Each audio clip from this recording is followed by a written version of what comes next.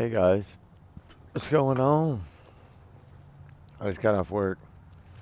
Um, I was gonna come on for a little bit and talk about something because I did a little digging today while I was at work. We had a lot of bad weather, a lot of rain, so I was indoors, and so I had a little free time to kind of listen to a few things with my headphones on without, having to be distracted. But I went back and listened to a few of these clips from March 26th, March 28th.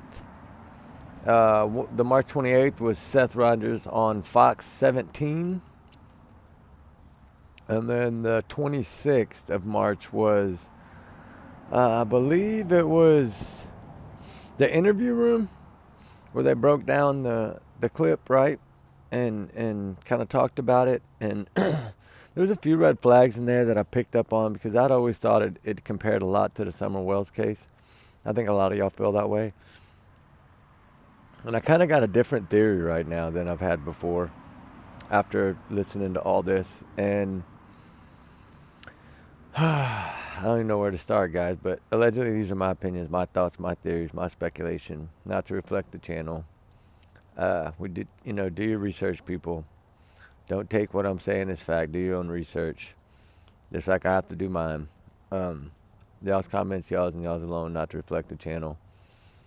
I do want to really say trigger warning times 100 on this because this is about two children, not one. Sebastin Wayne Jake Rogers and Summer Moon Wells, both out of Tennessee. Both have TBI involved in the cases, which is interesting that a lot of the same things were said in both cases by the investigators. Only difference was TBI did most of the speaking in the Summer Wells case.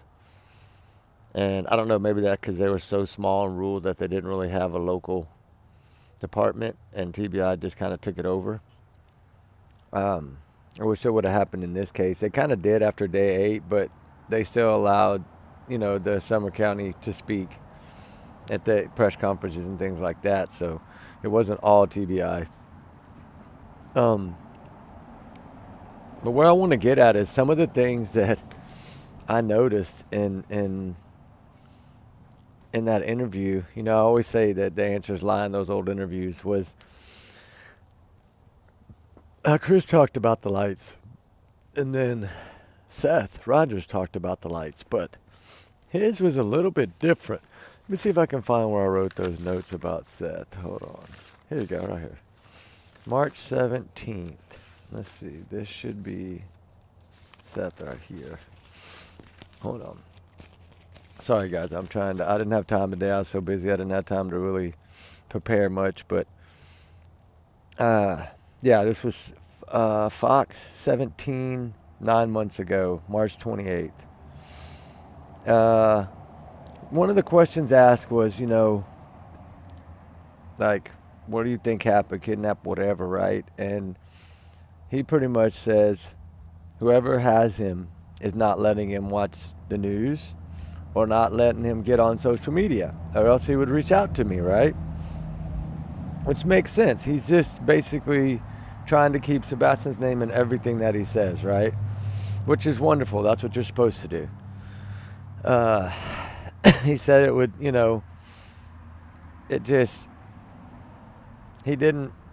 he was asked about the flashlight video. He clearly stated, I know y'all remember, what did he say? He said, trash truck. It was clearly that he said there's a misunderstanding about this video. He said it's a misunderstanding. It's a trash truck coming down the road picking up trash and going faster, leaving because they weren't picking up trash. And then he said this was a false statement put out by a particular person. Who is this? Who's the particular person that put this theory out about the flashlight video not being a trash truck in the beginning? He said it was this fake one. There's fake information that had been coming out about it was basically, he was denying it. Like, hey, it's I've seen the video, the whole video. I've seen the whole clip. It's a trash truck coming down the road, picking up trash, and leaving at a higher rate of speed because it's not picking up trash.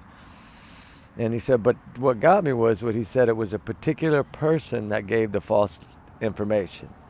That was kind of weird to me. And then he also said, where could he be when she asked him that? Like he said, either somebody's got him, they're not allowing him to do this, that, or he's at a friend's house. Never know. That's kind of weird, right? Never know. What do you mean never know? You're never going to know?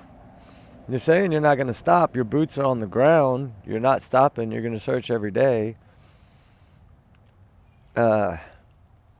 He said, but when he does find him, he'll get the truth. He'll find the answers. He'll know exactly what happened to Sebastin. Which, that's what you're supposed to say, right? I also wanted to talk a little bit about the whenever Chris and Katie were asked about being suspects, remember? He never answered the question. Chris just said, we're cooperating fully, we're doing everything that we can to help, whatever, but never answered the question. Seth, on the other hand, when he was asked that question, is anybody suspects or whatever, he says, we're all suspects until they find out what happened, right? Nobody's going to be cleared until they find out what happened.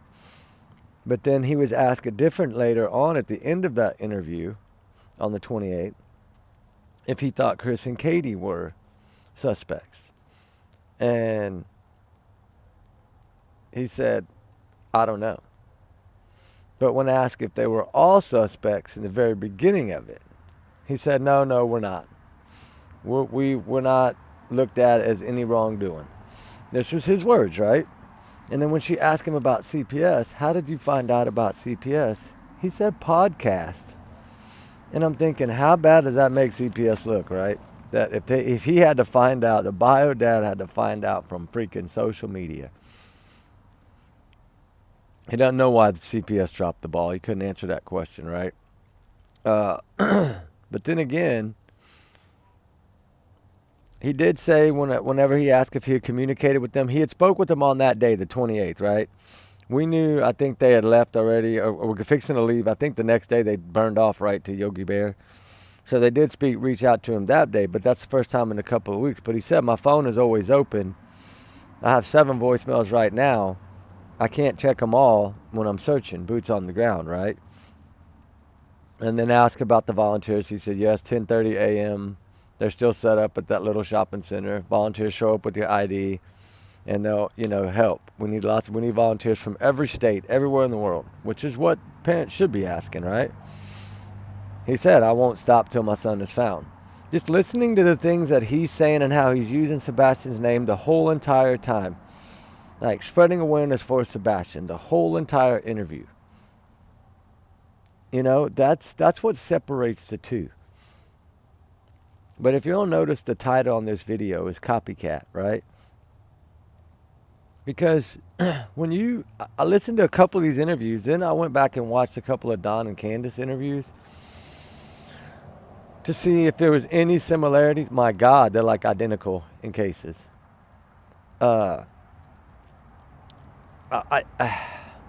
It's so hard because we know the flashlight video, like I've said all along, that's the biggest clue in this whole investigation.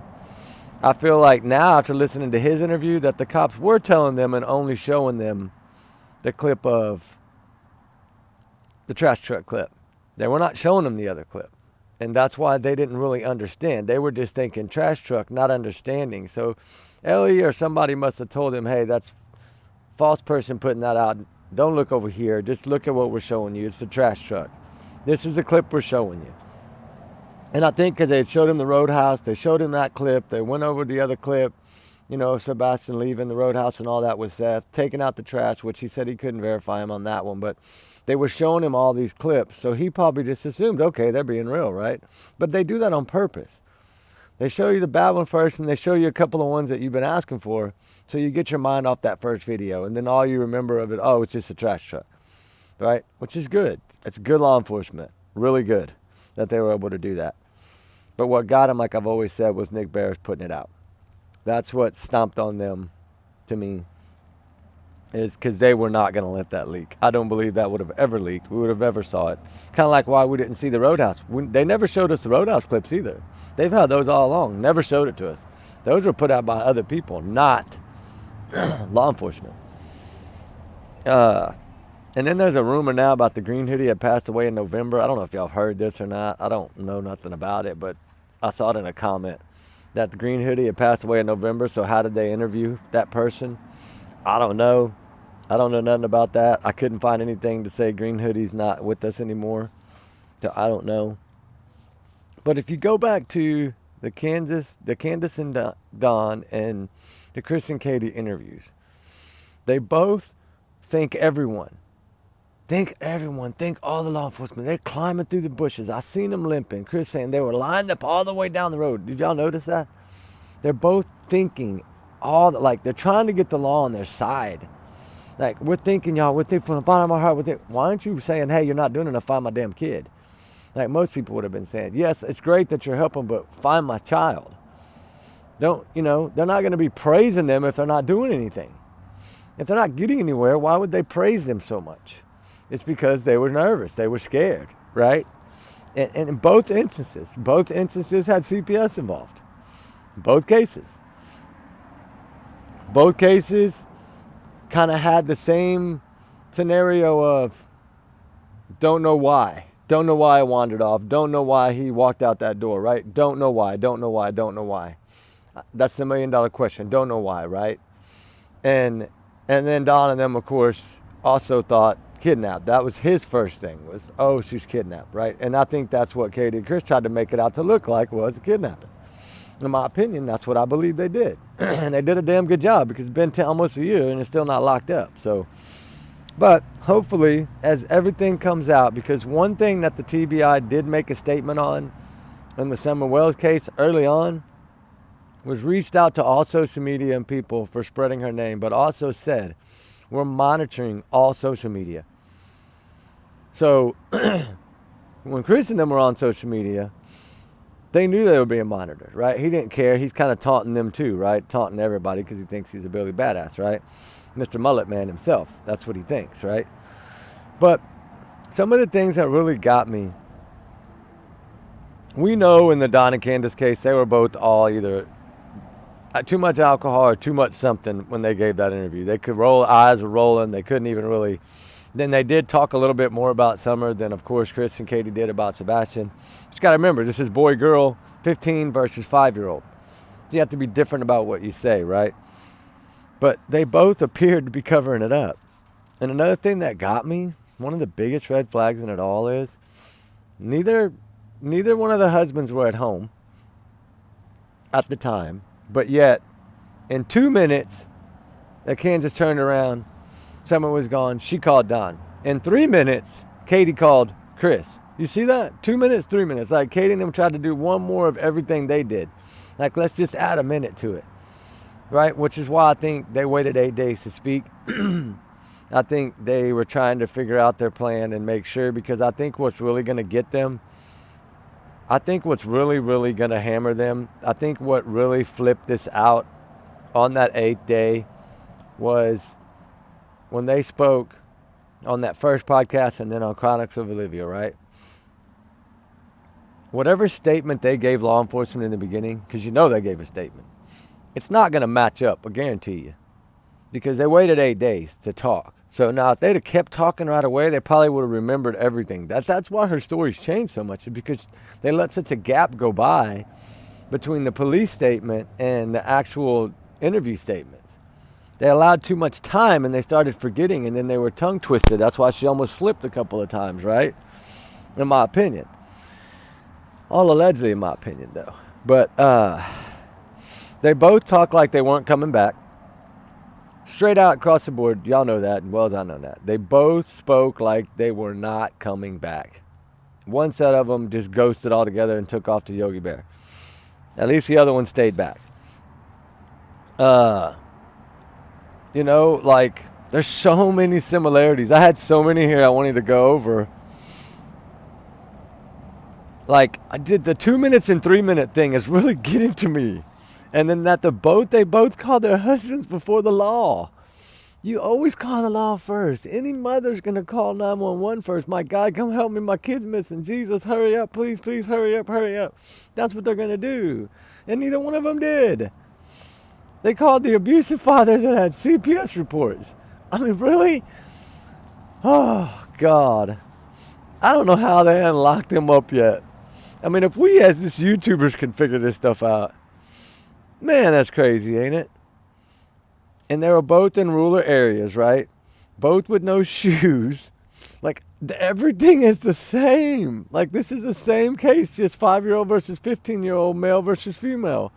The only difference, the parents are doing the same thing, saying the same thing. I mean, it's just crazy to me. I mean, I'm just trying to read all these notes. There's so many of them, but I mean, it's. And then remember, okay, Summer liked to play in the mud. She liked to be outside. She liked to do this, that, and the other. Sebastin, on the other hand, didn't like to play outside, really. He didn't like bugs. He didn't like to be dirty. Total opposite kids. But, you know, I don't know. But to me, if he got in fire ants when he was younger, barefooted, he must not mind being outside barefoot at first. It's just the fire ants prevented him from wanting to do that again. But, you know, and that's the part where she says the fly, and she goes, ew. Remember, and everybody kind of picked on Katie for doing that. And when she made that, you know, thing about him being scared of flies, that little, ew, right? And then her knocking him on the shoulder and coughing and all them things they did. They both like to swim. I mean, these kids they're both $1 million questions. These kids seems like they're just the same case. And I'm telling you, I believe Chris and Katie studied this case. I mean, the 2 minutes and 3 minutes, you can't make that make sense. The LE and TBI never cleared any of them, right? We know that. Neither set of parents is cleared. Don and Candace, nor Chris and Katie. What was the other one I had on here? It was a good one, too. Because, of course, Don said, she's gone. They came up in my yard with all these dogs way up on this hill and stole her and ran down the hill. That's what Don said. But they both talked like they were there, but when they weren't supposed to be there. That's another thing that got me. And then the other one was, I had it right here.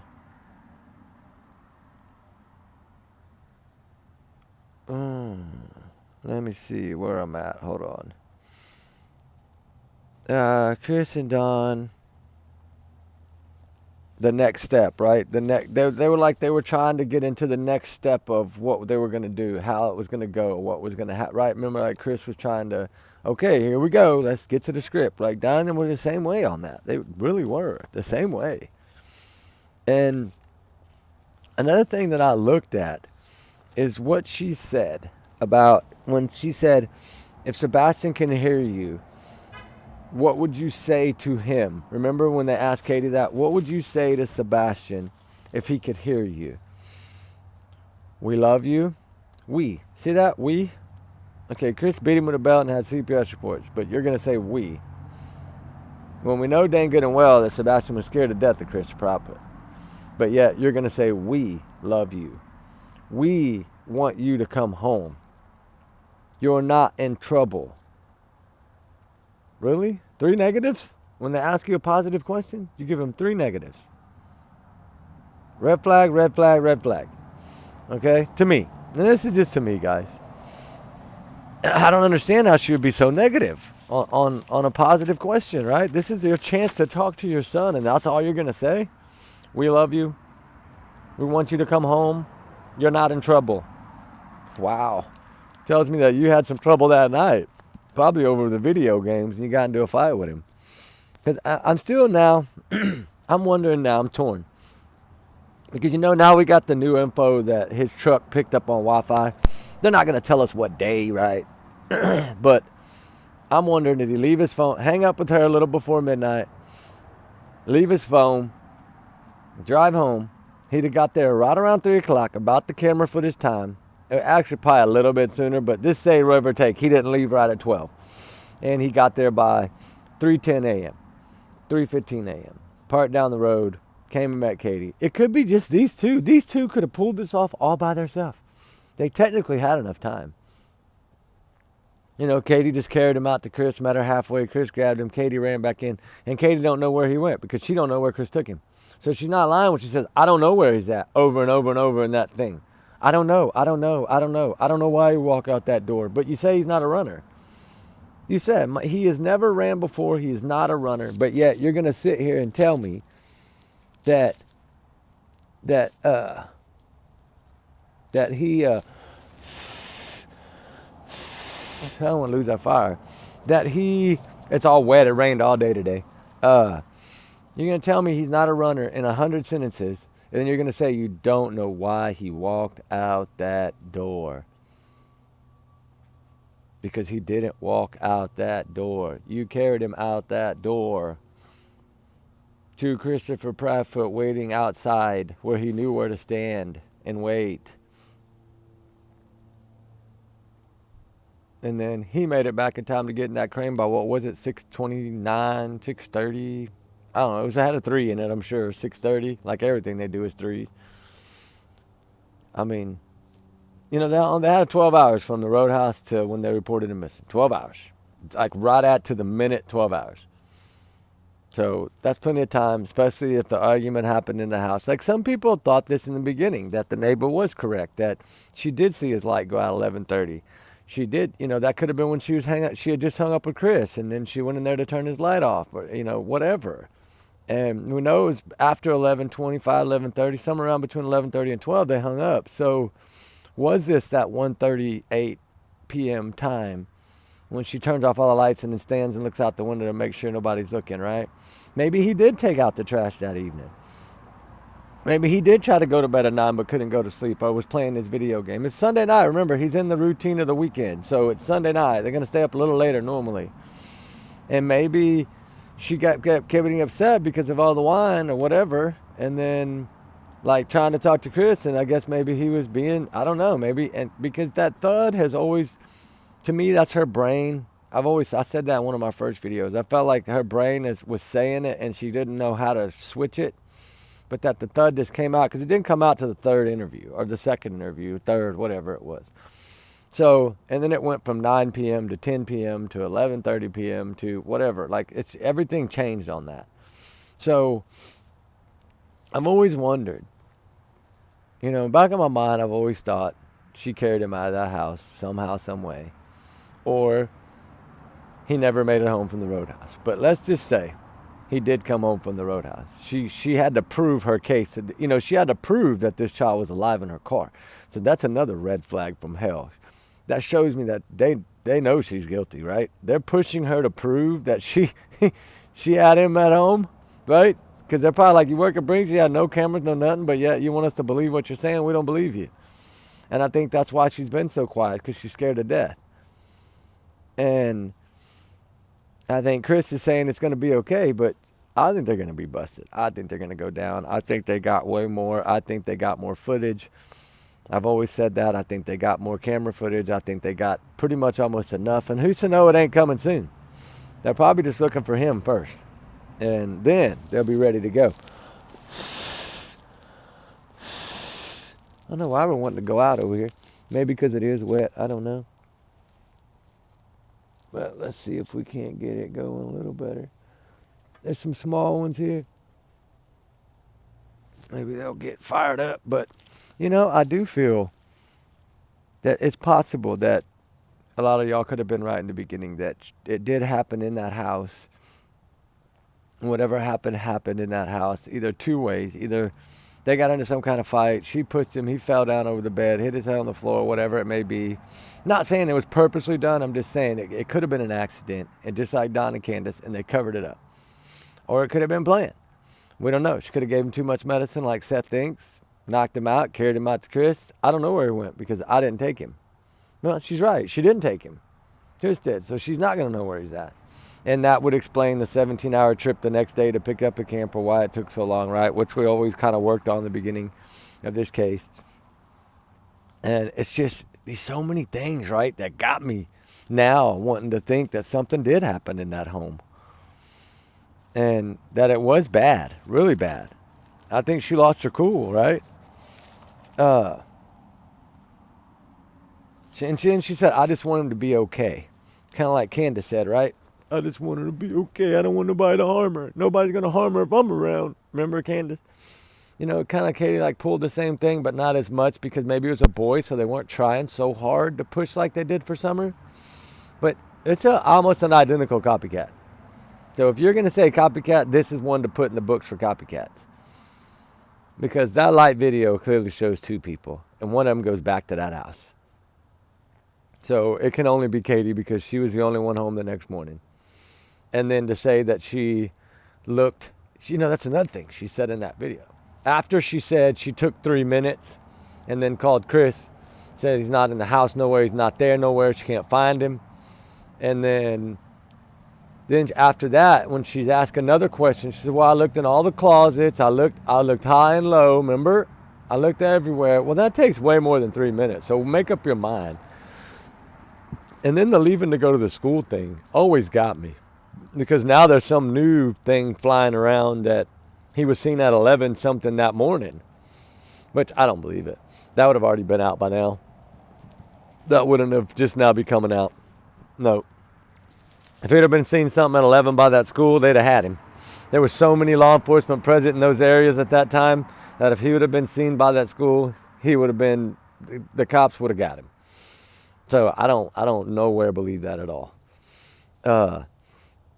Because we would see that clip.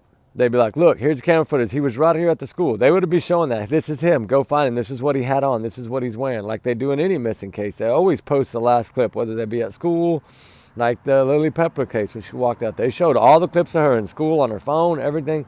They would have showed that. If he'd have been seen at school, they would have showed it. And because they're actually about the same age, 16, I think, or 17 versus 15. So, but it's just the copycat thing got me, guys. And there's so much more I want to go over. I just, we'll do it tomorrow. Thursday is going to be my big, I'm hoping I can go live by tomorrow night. So that would be even better. But, I do have a strong hunch now that something happened in that home. And maybe just her and Chris did this. Maybe it was just them two. Maybe the other two stinky socks said, hell no, y'all on y'all's own. I ain't going down. Or maybe they did help. I don't know. There's two possible scenarios, and I've always usually stuck to the one, but now, after seeing these two and realizing what a copycat case this is, starting to think now that something may have happened in that home around 10 o'clock that night.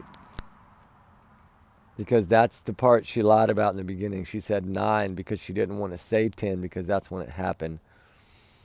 So she didn't want to use that number. And then I think after that second or third interview, it slipped on accident. Because you can notice when she says 10, she kind of like freaks out a little bit. And then she just kind of runs with it. But she does get a little tongue-tied. So, I don't know, guys. What's it going to be? Did it happen at home? And they covered up that way? That would really be plenty of time for Chris to leave there a little before midnight. Get there by exact time the camera footage shows, roughly, within minutes of that time. And then get back in time for the crane before 6:30, or right at 6:30. And then that's why he had to throw him in that camper. And then the next day had to go back because he had to move the camper. And that's why he didn't go back to that Easy Days, which is what I've been searching, those areas. That's the areas I'm targeting. Because I feel like if he is around that area, that's where he is. Because that 17 hours is plenty of time. That gives you an 8-hour window. 9 if you say it doesn't take 2 hours to break down the camper. I just gave him 2 hours to break down the camper, which I don't think it takes that long. Never taken me that long. About 40 minutes, 45 minutes at the most, usually. So, but we gave him 2 hours. So technically, he could have had 9.5 hours. That's a long time. 9.5 hours? He could have walked that boy on his shoulder, backpack like military backpack style. He could have carried him 2 or 3 miles back in them woods. Easy. Easy that night. Is that why he stayed the night? Because he couldn't do it during daytime. He'd be caught. He had to wait till it got dark. Because the number one red flag that I saved to the end of this video is the one thing that I think TBI has on the top of their chart. Right here. This is the phrase from Katie Proudfoot that I believe they have on the top of their sheet. Okay? Hear this. The top of their sheet. Right, guys? Y'all ready? She said, when they were asked about if he's seen on any cameras or whatever, and she's trying to prove. They're looking at 1,000 hours of footage, this, that, and the other. What did she slip up? And you can tell she clearly slipped. If you look at Chris's face, the way he looked at her when she said this was like, you just told on yourself. That's how he looks at her. Go back and watch it. Chronicles of Olivia, I believe it is. Go back and watch it. She clearly comes out and says, it was so dark that night. It was so dark that night. That's what she said. That's her word. Katie, that's your words. How do you know it was dark? How in God's name do you know it's dark if you're inside on the couch studying for a chapter, talking to Chris on the phone? How do you know how dark it is outside? And then she fumbles and then, well, it's always dark here, right? Yeah. But you just gave it away, girl. You just spit it out. That night, hold on. I got the exact words. Hold on. Let me find it. I don't want y'all to, I want to say it exactly how it was. I hope and pray no one has. Okay, hold on. That's not it. Come on. I got it, man. What did Kate? Okay. That's when she was talking about Seth. I got a lot of notes I wanted to go over. But I want to find this because I want to. Okay. Hold on. No, that's we love you. We want you to come home. You're not in trouble. Okay. Okay, here it is right here. Katie, it was very dark that night. Very dark. Just like that. Why would she have to prove anything? Why did she slip and say it was dark when she hadn't been outside? Unless she was outside. So I say, Katie Prophet, you carried that child to someone. Who did you backpack him to? And why did you run back to that house? Why didn't you go with your son? Who did you give him to and where were they taking him? Were you not knowing where they were going to take him? Was it Christopher Proudfoot? Was it Terry Bowersox? Or was it Kathy Bowersox? Or was it the Katie's sister-in-law? Which one? Because they were with them all day to give him an alibi. Now I'm putting it together. She had all those people with her that day at BJ's and everywhere for a reason, to have an alibi. And the one time that day she was alone with Sebastin at the Roadhouse, how was she acting? Freaked the hell out. She knew what was about to happen. So let that marinate a little while. It was very dark, very, very dark out there that night. How do you know, Katie? Katie Lynn Payne, Proudfoot, how in God's name do you know? Where's your son? Where's Sebastin Wayne Jake Rogers? Because even your ex-husband thinks you did something to him. His whole team thinks you're responsible and hold the key. Even your husband looks at you like you're responsible and hold the key. You give it away with all your laughing and all your BS on the damn, when you're supposed to be talking about your missing son. Then you have 3 negatives to say when they ask you, what would you say to Sebastin right now? Then you ghost him and go off to a kid's park. When you say you're searching anywhere and everywhere, quit stealing the line from TBI. That's exactly what Sheriff Eric Craddock said, and Sonny Weatherford. He could be anywhere and everywhere. And y'all stole the same line. Chris, you used it too a number of times in interviews. I see all the words. Y'all use the same words as law enforcement. Just like you're trying to buddy with them, thank them for everything they do, instead of not finding your son. I don't know. I see clearly through now. Seth has been begging for Sebastin since day one. That's one of the main reasons I went back to watch these older videos. I wanted to see how he was doing and what was he saying. He had such a big heart. All he cared about was fine. He said, I don't care what people think of me. I could give a damn less. I just want to find my son. Judge me if you want to. That's how I feel about it. Judge me if you want to. That's my child. I'm going to find my child. And I don't care whose feelings I might have to hurt in the way of finding my child. And he don't care about that. He felt like he got left in the dark, which he did. CPS clearly left him in the dark. This would have never happened if he'd have known about this sooner. So yeah, they're to blame. Sorry. They're partially to blame. I mean, yeah, they didn't hold her hand and Chris's hand and make him beat Sebastin and get rid of him. No. But they clearly should have told the bio father. I do feel that way. But I wanted to come out with that tonight, and I wanted to leave y'all with that thought. I want y'all to really let that marinate in, right? This was only 8 days after Sebastin went missing. Why did they wait 8 days? I think they let the statement from law enforcement die down. They didn't want to twip up their tongues early and slip and say anything that would not go with their statement. But I think it took her 3 tries to get her story, which is what she probably gave law enforcement on day 1. It took her 3 tries to get back to that story because she kept leaving something out every time. And then her whole goal was not to tell us the true story, was to make sure that her story she was telling on social media matched up with the story she gave them on day 1. That's what I feel. This was only about her and Chris. This was never about Sebastin. Not one of these interviews was about Sebastin. It was about covering their own ass, thinking the law enforcement, like kissing their butt every freaking chance they got. They lined up all the way down. Why aren't you talking about Sebastin? Why are you talking about what the law enforcement's doing? Why are you thinking everyone? This is your moment on camera, the first big camera interview to beg for your son, and you did 0. So in my book, shame on you. Shame on both of you. That's how I feel. Justice for Sebastin Wayne, Jake Rogers, damn it. It's a must. And we're going to continue to keep fighting every day. And no matter what, we're going to keep fighting. This child will be found. One day or another. And it might take an army, but he will be found. And the answers will, pray to God, come out. Just like all the missing children out there, just like Summer Wells. I'm fixing to do a video of Summer and Sebastin together, and I'm going to break it down in this video and show y'all how close these two things are, how identical these two things are. Like, Chris and Katie literally must have been studying the freaking Summer Wells case from the start. And who knows, is it the same person involved, the same person they gave Summer to, did they give Sebastin to? Do they know each other? Are they acquainted? I'd like to see their phone records, see if they've ever communicated.